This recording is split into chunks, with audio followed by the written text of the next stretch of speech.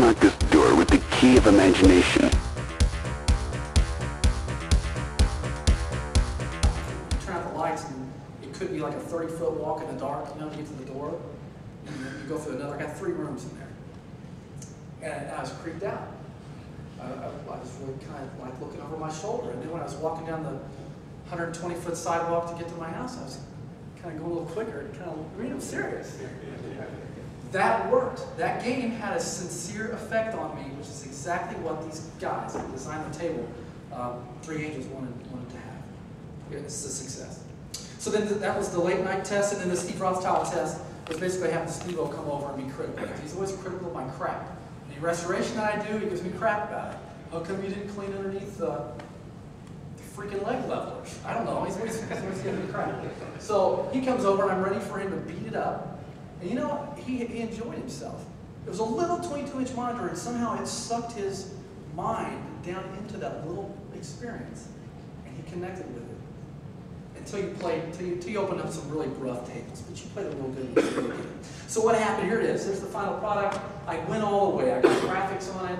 I put some crazy little lights on it. I actually used some Walmart glow balls or something. You squeeze them and they blink. I kind of hacked those out, put them behind flasher domes there in the back. So they would flash. It's a little too crazy.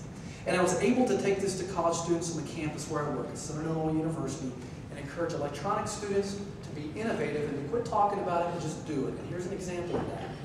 And it turned out that we had some college students become pinball fans. And they actually joined our Spooky Pinball Club.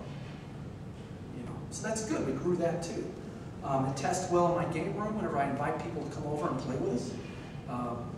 They tend to like step back, and then they come back to it again because it kind of freaks them out. This whole thing. How do you play this thing? Rob made it. It might shock you. My 5-year-old, it was his favorite game. Now down in my basement, I have about 17 machines, all newer D&D games. My 5-year-old, every day, whenever he got home, grabbed a stool, and he turned on Minipin, and he played it, and he played it, and he played it, and he played it. He's been through 250 or so tables. He could I go to him, hey son, what's a cool table? One that's a dot matrix. He's 5. You're right. It's been a rough life for him. He's always talking about this topic. So I'll ask him, what's a good dot matrix game, son? And he'll tell me, or a good alphanumeric, or a good EM. Whenever my father-in-law's around, we have to bring out the old godly games. They're great. They're fantastic in this platform. And then so I built another one. There's 2 actually. This project just got finished Wednesday. Has anybody seen this? I brought it out last night. Did anybody get to see it? Anybody else? It's out there. That's Pin Simulator. It's its bigger brother. Graphic design work. I wanted to really, if I'm going to do it this time, I wanted to make it right. I'm going to do it the best I can. And so the sound system inside of this thing is a 120-watt Logitech sound system. That the idea is to really get the volume out, which it will. I can guarantee you can clear a circle around that out there in the exhibit hall. But the point of that power was for an MP3 jukebox app. So I can take it out where I'm entertaining my friends on the 4th of July, I can play some pinball, I'll have a jukebox going on, I can even surf the web. A pinball machine, you can surf the web. It's kind of sacrilegious. And some other people have built homebrew cabinets as well. Here's a couple of very neat ideas. There's a lot of innovations going on here in this area. Look at this wood rail. Wood rail, yes. Yeah, he posted that. Isn't that nice? Yes. When that guy got done with that, this was on the Future Pinball forums. I was flipping through these pictures, and I just couldn't wait to type in a message to this guy. So this is gorgeous. That was beautiful. Yeah, I asked everybody to bring stuff to Expo. Well, I mean, they're all over the world, though, so it's a little tough to throw on a plane. Anyway, I thought that was gorgeous. Some really good ideas. Final notes, and I don't want to just read this text if you care. Know this point. No matter how you feel about pinball simulation, Space Cadet, that little crappy game that's on every Windows machine, I mean, not everyone, but look at that. It's delivered pinball to millions and millions of people. It's a fantastic statistic here at Pinball Expo. it's reached that many people. I remember whenever, early on when I was a collector, and there were some friends of ours that found out that, I kind of kept it secret for a while. I don't know why. It's in a closet pinball collector. And, well, my wife thought people would think I was weird. And then it turned out that people just want to come over and play pinball all the time. But I remember a girl going, pinball? Yeah, I know pinball. I play it all the time in my car. And I said, how do you do that? This girl's a pharmaceutical worker. I said, how do you do that? Well, whenever I'm waiting to see a doctor, I open up my Windows, so she's not a computer user, and I start up my pinball game. And as she described it to me, it was Space Cadet.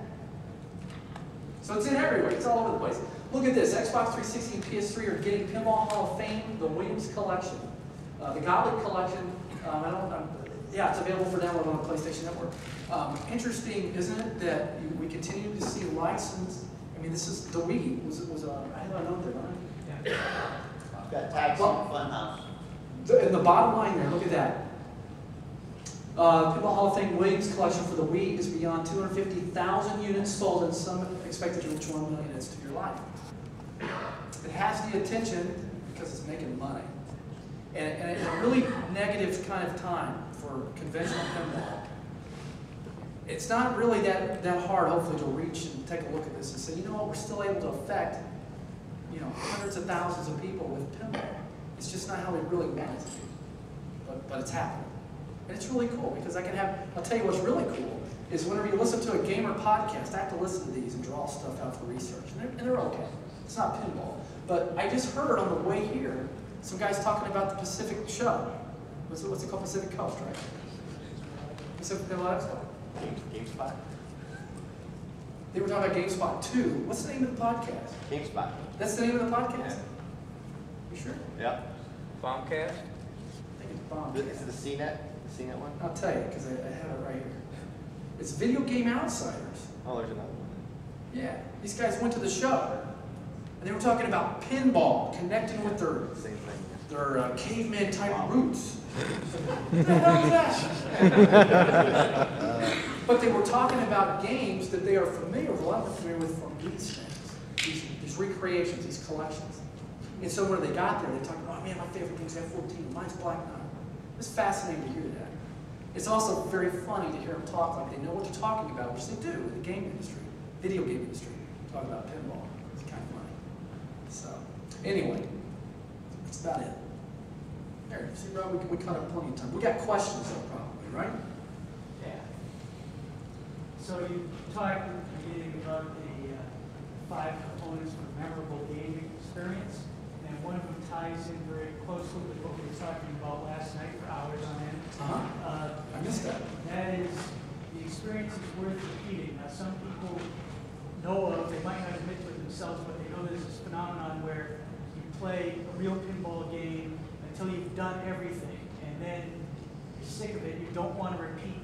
But according to this psychology, you've reached down or whatever it might be in that game, and you're done with it. If you own it, you're going to celebrate because you've done everything. Right. So that seems to be a violation of that principle. Are you thinking about that? Well, yeah, that's very good because of the research I'm doing. That is a very interesting and important point. What the industry wants to do, and whether or not they're accomplishing it, is they want to get. This is my opinion of what I digest here, but it is that in a pinball experience, whenever you play a game, let's take Lord of the Rings, just for example, just so I can throw this point to the hearing. And if you beat the game, and let's say a game maybe with shallower rules, a modern game, whenever you beat that game, people tend to just turn it off and say, I've done that, accomplished that, right? And so they lose interest. But what the gaming industry wants to do is to get people to return back, to have such a neat experience, a memorable experience with that game, not easily duplicatable with another title, a similar title, that you sort of have that. I mean, why do we go back, and I don't know if we all do, but why do people go back and play Pac-Man, again and again? I mean, they may leave for a month and then they come back, oh yeah, I remember that.